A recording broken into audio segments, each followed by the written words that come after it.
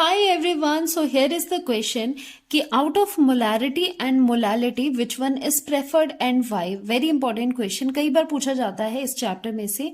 So इसका answer छुपा है इनके फॉर्मूलाज में. So molarity का फॉर्मूला क्या होता है?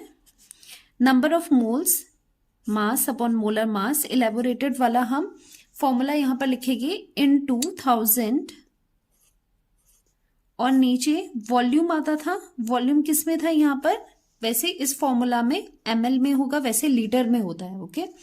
और मोलालिटी जब आप लिखते हो mass upon molar mass, number of moles तो है, लेकिन यहां पर फॉर्मूला जरा देखना क्या होता था. Mass of the solvent in grams. यहां पर क्या है? ग्राम्स में है क्योंकि 1000 ऊपर है. वैसे अगर दोनों के फॉर्मूलाज देखे जाए, मोलारिटी एंड मोलालिटी, मोलारिटी होता है number of moles of solute present in 1 litre of the solution, तो वॉल्यूम इन लीटर. और मोलालिटी कैसे देखते हैं? Number of moles of solute present in 1 kg of the solvent. ये केजी में आएगा, वेट ऑफ द सॉल्वेंट. सो यहां पर मोलारिटी में अगर आप देखोगे तो टर्म कौन सी है? मोलारिटी में टर्म है वॉल्यूम टर्म, मोलालिटी में टर्म है मास की. यहां पर वॉल्यूम वाली टर्म है और यहां पर मास वाली टर्म है. दैट मीन्स मोलालिटी इंक्लूड करता है मास वाली टर्म, मोलारिटी करता है वॉल्यूम. और जो इनमें डिफरेंस है कि कौन सा प्रेफर्ड है वो इसी पर छुपा है. देखो, अगर हम टेम्परेचर की बात करें, जो वॉल्यूम होता है वो टेम्परेचर डिपेंडेंट होता है. टेम्परेचर डिपेंडेंट होने का मतलब है कि जैसे ही आप टेम्परेचर चेंज करोगे तो वॉल्यूम भी चेंज होता है.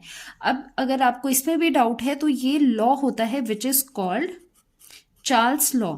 चार्ल्स लॉ ये कहता है कि at particular pressure, at constant pressure, जो वॉल्यूम ऑफ द गैस है that is directly proportional to its temperature, to the temperature.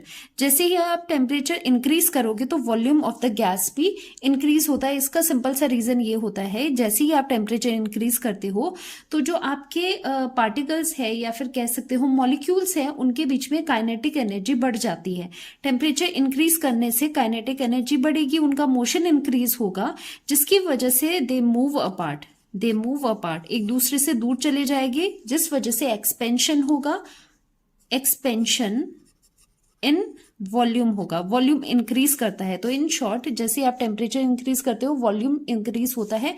सो यहां पर हम कह सकते हैं कि वॉल्यूम इज टेम्परेचर डिपेंडेंट. तो यहां पर मोलारिटी टर्म्स में जो ये वॉल्यूम है दैट इज टेम्परेचर डिपेंडेंट. तो अगर टेम्परेचर चेंज होगा तो कहीं ना कहीं वॉल्यूम में भी चेंज होगा.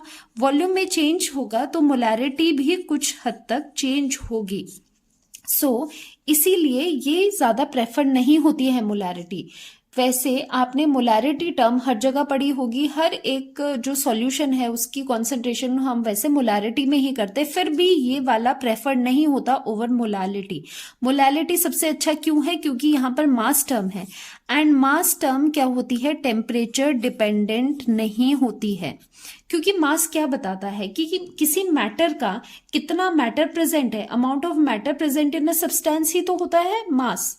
तो मास में क्या होगा? अगर आप टेम्परेचर इंक्रीज करोगे, अंदर जो पार्टिकल्स है, मॉलिक्यूल्स है, वो रीअरेंज हो जाएंगे, दूर चले जाएंगे, या फिर उनका अरेंजमेंट चेंज होगा. लेकिन जो क्वांटिटी है, क्योंकि मास क्या बताता है? क्वांटिटी बताता है.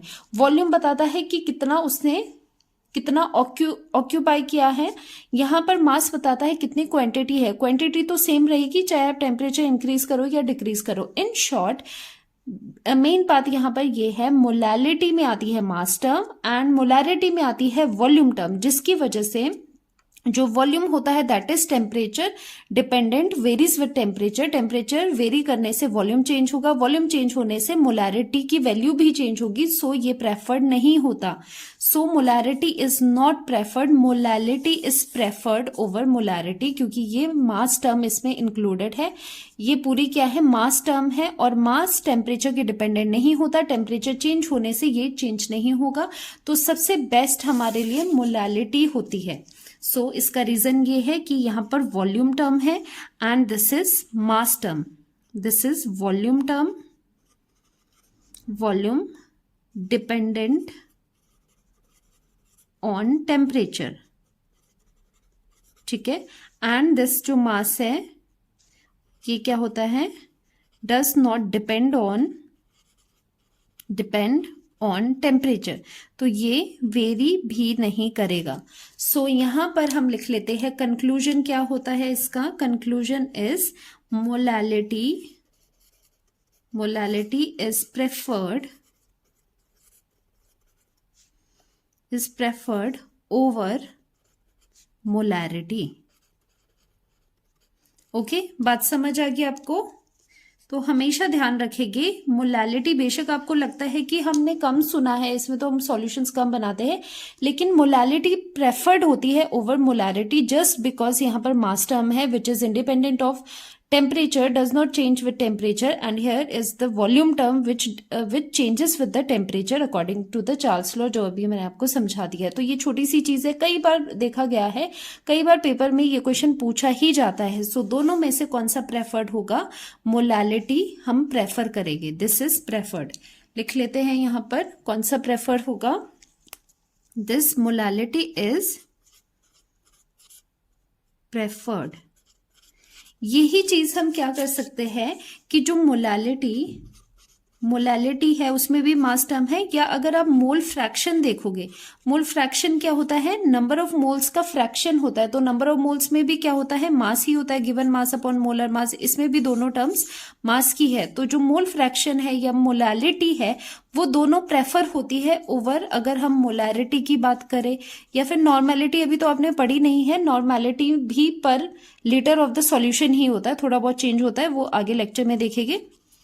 तो अगर मोल फ्रैक्शन को भी पूछ ले उसमें भी सेम कहानी है, दोनों प्रेफर्ड होती है ओवर मोलैरिटी या फिर नॉर्मेलिटी, क्योंकि इसमें मास टर्म्स होती है और इन दोनों में वॉल्यूम टर्म होती है। तो मास वाला जो आपके पास रिलेशन है, जो कॉन्सेंट्रेशन है मास वाली, वो ज्यादा प्रेफर्ड होती है। तो मोल फ्रैक्शन के लिए भी ये चीज पूछ सकते हैं आपको, तो मोल फ्रैक्शन वाला भी प्रेफर्ड होता है ओवर मोलैरिटी और नॉर्मेलिटी।